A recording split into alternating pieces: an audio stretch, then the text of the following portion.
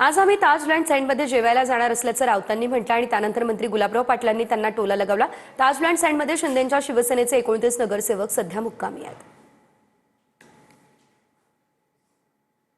कशासाठी त्यांना बाहेर काढा।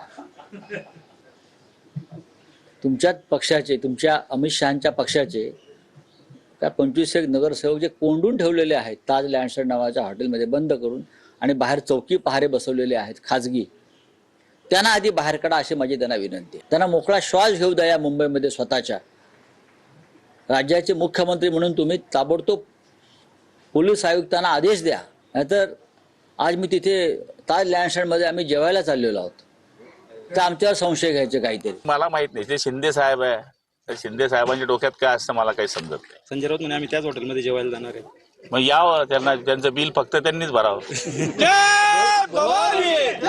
उद्धव ठाकरे साहेब असं म्हणतायत की बा देवाच्या मनात असेल तर मुंबईचा महापौर शिवसेनेचा येईल। हे बघा, प्रत्येक माणसाला देवाच्याच मनात असावं लागतं। कोणालाही मोठ्या पदावर जायचं असेल तर माणूस हा माणूसच आहे, शेवटी परमेश्वराच्या आशीर्वादाशिवाय कोणीच मोठा होऊ शकत